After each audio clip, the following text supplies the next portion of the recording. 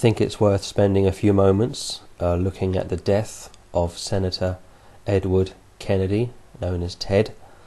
He is now the last of the sons of Joe Kennedy, a man who made his money through organised crime long before World War II, and was once the ambassador to the US in England.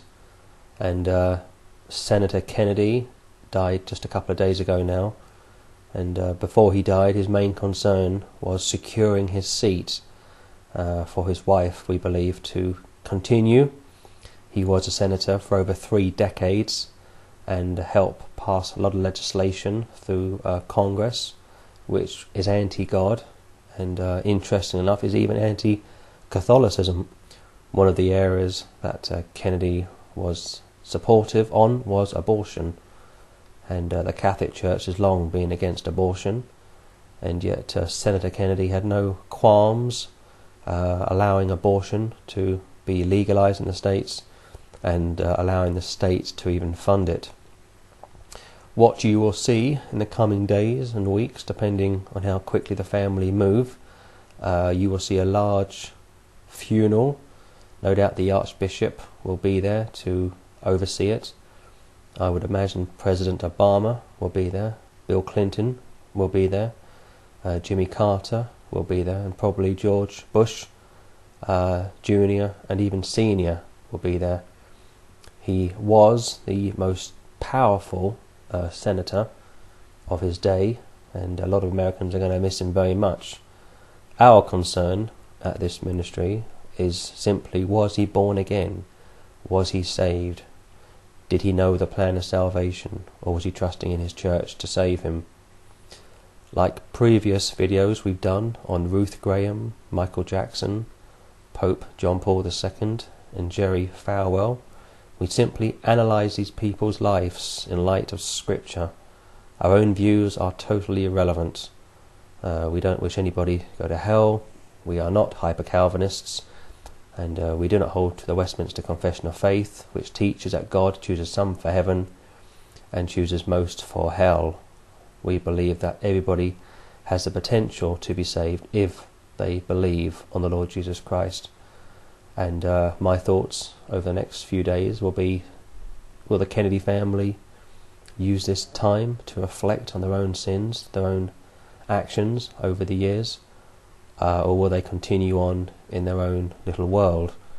Just a couple of quick points on Jack Kennedy.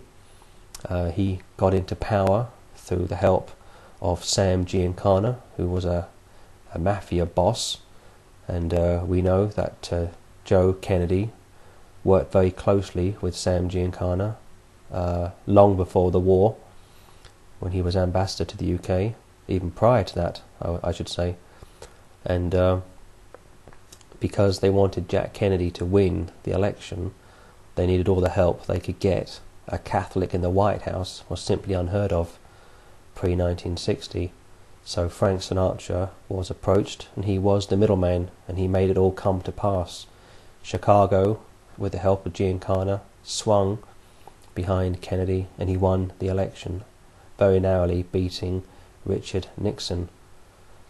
Jack Kennedy was a very godless man, had many affairs with women, and wasn't saved, of course, through his lifestyle, through his loose living.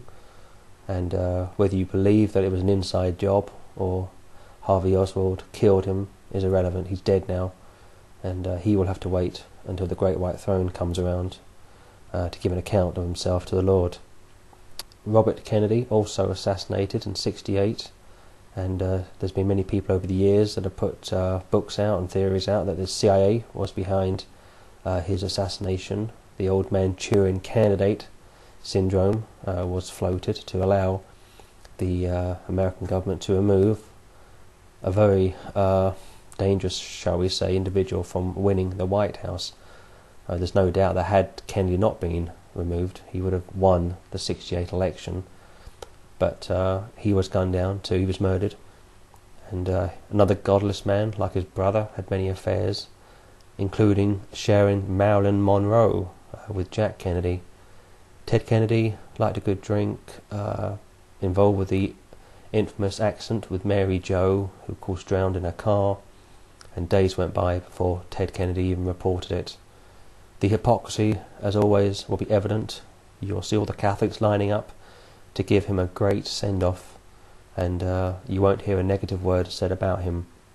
No doubt the Westboro Baptist Church will be there, preaching their usual message of hate, and of course they are Calvinists, for those that don't know, and they are simply being historical to the Reformed position of the Westminster Confession of Faith, that God chooses vessels for destruction and chooses only a handful of people to be saved. So when Christians get upset and jump up and down at the rhetoric which the Westboro Baptist Church use, you should be minded that they are simply following Calvinism. And moderate Calvinists hang their heads in shame when they see these people, but they are simply doing what Calvinism teaches. So we'll have to see how the next few days and weeks pan out. But as always, was Ted Kennedy saved? That we just do not know.